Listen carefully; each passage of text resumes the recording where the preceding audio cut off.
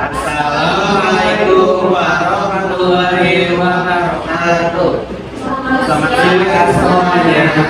Perkenalkan, kami dari kelompok 1 akan membahas tentang substansi genetika. Sebelumnya, izinkan kami memperkenalkan diri terlebih dahulu. Saya adalah Romo, absen 11. Dan saya Fauzan, absen 14. Nama saya Muhammad Rizky Ramadan dari absen 20. Saya juga dari absen 11. Saya Widya, absen 23. Dan saya Fadia Anda absen 12. Nah, jadi di sini tuh ada apa sih itu substansi genetika? Substansi genetika adalah materi yang menyimpan dan mentransmisikan informasi genetik dalam organisme. Pada setiap sesama itu, substansi genetika berupa DNA atau asam deoksiribonukleat. Sedangkan pada beberapa virus, substansi genetika bisa berupa RNA atau asam ribonukleat. DNA dan RNA berfungsi untuk mengkode informasi yang diperlukan untuk sintesis protein dan untuk menentukan berbagai sifat biologis makhluk hidup. Substansi genetika adalah fungsi untuk pewarisan sifat dan pengaturan aktivitas seluler. Nah, di sini itu kita akan membahas tentang kromosom, gen, DNA dan RNA, dan sintesis protein.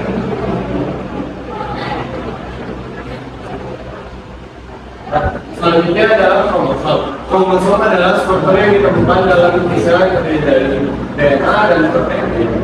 Kromosom membawa informasi genetik yang mengatur pertumbuhan, perkembangan, dan fungsi organisme. Selanjutnya, kromosom dibagi dua jenis, yaitu kromosom autosom, yaitu kromosom yang tidak menentukan jenis kelamin, dan dua yaitu pasangan kromosom autosom, yaitu kromosom yang bertanggung jawab atas karakteristik fisik dan fungsi tubuh. Selanjutnya ada kromosom X. Ini adalah kromosom yang menentukan jenis kelamin organisme. Nah, selanjutnya adalah formulasi kromosom. Formulasi kromosom dibagi menjadi dua, yaitu pertama sel tubuh 2N yang berjumlah 46 buah dan sel gamet N yang berjumlah 33. Nah, di sini bisa kita lihat ada rumusnya. Yang pertama adalah sel tubuh atau somatik 2N diploid 96 buah.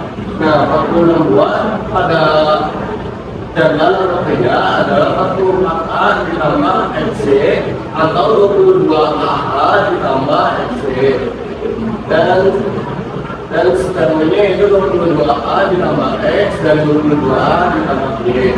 Selanjutnya untuk pada wanita yaitu 44A ditambah XX atau 22AA ditambah XX, dan outputnya itu 22A ditambah X.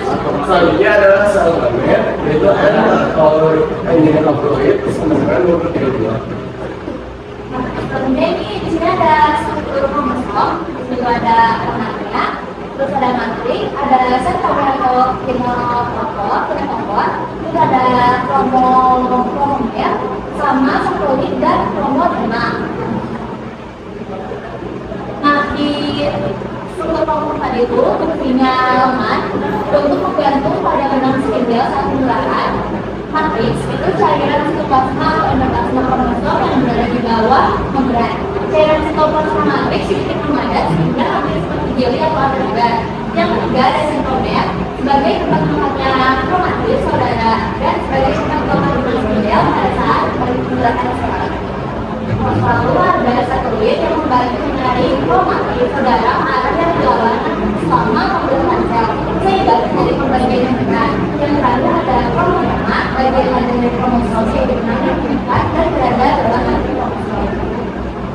Dan selanjutnya adalah mekanisme pembentukan dari kromosom. Yang pertama adalah binding nucleation atau protein. Di sini ada DNA, sinonim, kromosom, kromatik, dan kromosom. Yang pertama kita DNA membentuk menjadi nukleoson, selanjutnya jadi selenomir, selanjutnya jadi kromatin, dan selanjutnya jadi kromosom, dan terakhir menjadi kromosom. Dengan catatan kita DNA digulung oleh dinding protein dengan nukleoson. Nukleoson dipadatkan dan dipintal menjadi kromosom. Nah, lalu ada gen. Gen adalah materi genetik yang terdiri atas sepenggal DNA yang menentukan sifat individu. Unit terkecil materi genetik ini terdapat dalam setiap lokus yang khas pada kromosom. Gen memiliki sifat-sifat sebagai berikut. Yang pertama, mengandung informasi genetik. Yang kedua, masing-masing gen mempunyai tugas dan fungsi berbeda. Yang ketiga, pada waktu pembelahan mitosis dan meiosis dapat mengadakan duplikasi. Yang keempat, ditentukan oleh susunan kombinasi basa nitrogen dan sebagai segala yang terdapat dalam kromosom.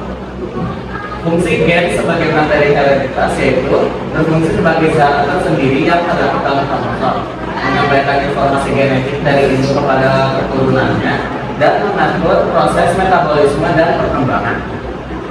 Nah, jadi di sini tuh ada struktur gennya, yaitu gen itu terbagi di dalam satu DNA yang dimana gen itu dari sini sampai sini semuanya itu partikel-partikel terkecil DNA itu ialah gen. Selanjutnya, saya menjelaskan DNA dengan mengetahui seluruh informasi genetik yang ditentukan oleh semua organisme dan seluruh sebelumnya. Informasi genetik yang terdapat dalam DNA ditentukan oleh orang tua yaitu generasi berikutnya melalui reproduksi. Maksud DNA itu ada tiga. Yang pertama DNA harus menyimpan informasi genetik bisa meneruskan informasi tersebut secara tentang keturunan makhluk hidup dari generasi ke generasi. Oleh kedua, DNA berikut mengatur perkembangan tipe organisme. Yang ketiga, DNA contoh bisa mengatur perubahan sehingga organisme itu sempurna dalam relasi berubah.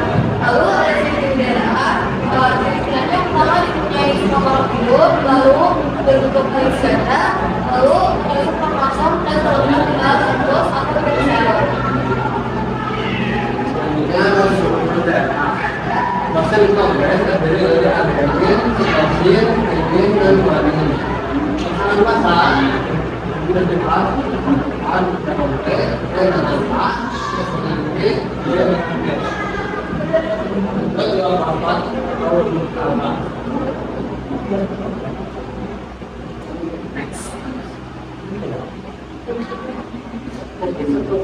Fungsi strukturnya masih kongres dalam DNA adalah semua organik yang mengandung sebagai genetik atau mengandung protein dalam DNA. Satu adenin, basa adenin, dua guanin, protein basa guanin. Dan sitosin, C, empat guanin, D, basa guanin. Maksud basa ini berpasangan dengan sitosin. Adenin dengan guanin, A, D dan sitosin dengan guanin, C dengan G. Kalau ini karena nitrogen, kombinasi urutan dengan nitrogen, menjadi individual dalam DNA. Lalu ada RNA informasi, ini ada molekul terdiri dari sel lain untuk tidak terdiri dengan DNA, tapi menggunakan dari nitrogen, basa nitrogen ada ini atau A, nutrasi atau U, dua nitrogen, dengan substansi. Oke. Nah itu fungsinya yang utama adalah mentranskripsikan informasi genetik dari DNA dan memfasilitasi sintesis protein. Nah, fungsi utama RNA itu yang pertama adalah memfasilitasi transkripsi DNA menjadi protein. Yang kedua berfungsi sebagai molekul lemak dalam sintesis protein. Yang ketiga berfungsi sebagai pemborosan pada DNA dan gosong. Yang keempat mereka adalah mengolah informasi genetik secara hidup. Dan terakhir informasi dan gosong pilihan sama DNA yang keempat. Ini digunakan dalam membangun protein baru dalam tubuh. Lalu ciri-cirinya itu yang pertama namanya lainnya mulai tunggal, terus glukosa dan basa nitrogennya A, U, B, dan C. Nah, struktur RNA-nya itu ini ada sitosin atau C, guanin atau G, adenin atau A, urasia atau U.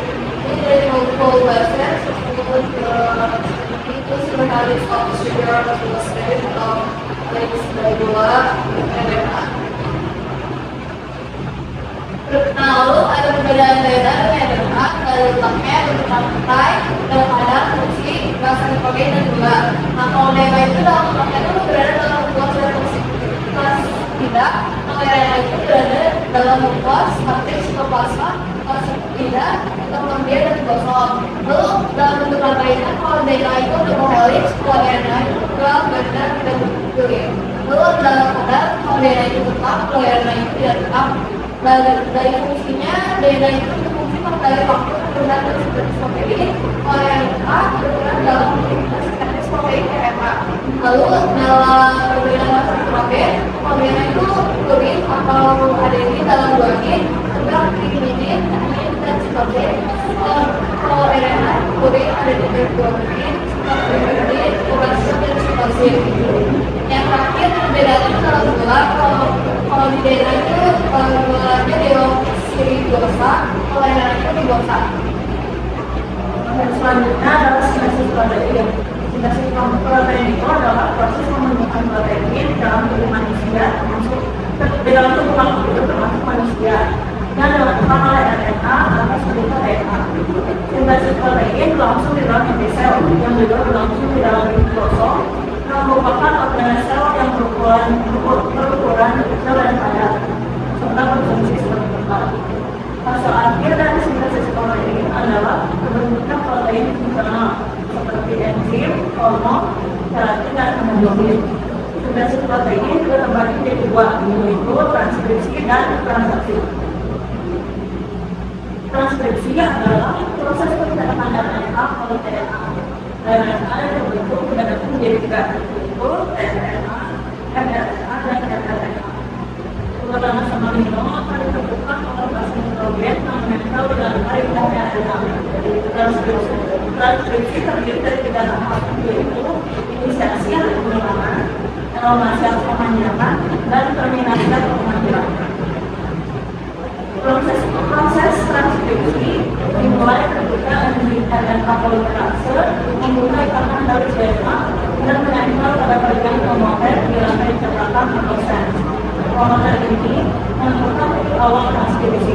RNA polimerase kemudian membuka RNA dari arah 5 derajat sampai 3 derajat. Sambil memproduksi sintesis DNA secara bertahap sepanjang 10 sampai 20 basa mikrogram. Basa mikrogram RNA itu dibentuk adalah komplemen dari basa mikrogram DNA. Setelah RNA polimerase sampai terminator, transkripsi berhenti dan RNA dilepaskan, menyebabkan dari DNA berbentuk kembali. RNA yang berbentuk akan keluar menjadi kosong untuk tahap sakit. Selanjutnya setelah ada transaksi.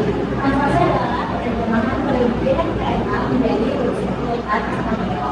RNA ini akan disintesis polimerase menggunakan protein dari RNA di dalam ribosom oleh RNA dengan bantuan enzim sintetase RNA amino asid.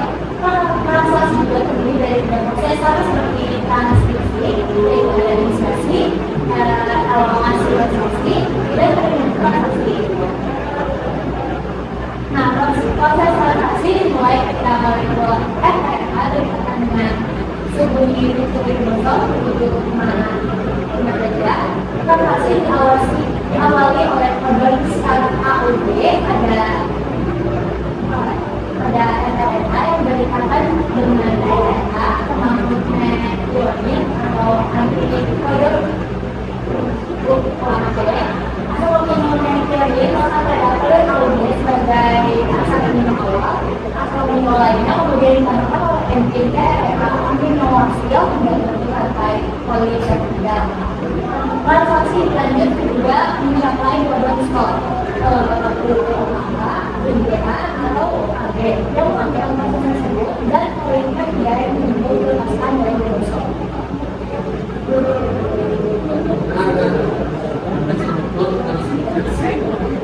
Pertama itu kita tahap imunisasi, dan waktu imunisasi, dan yang kedua itu terminasi. Lalu ada struktur translasi terdiri dari protein beda, amino,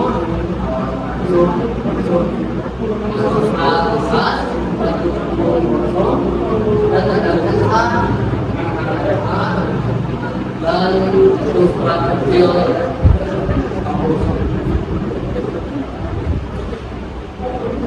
Sekian dari kelompok kita. Mohon maaf jika ada kesalahan.